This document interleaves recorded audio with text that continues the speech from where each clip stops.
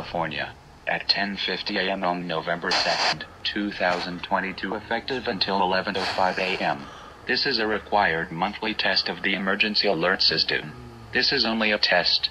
If this was a real alert, you should tune to one of these television or radio stations to receive instructions from authorities about what is happening and what you need to do.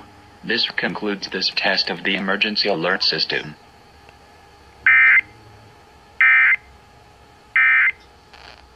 With this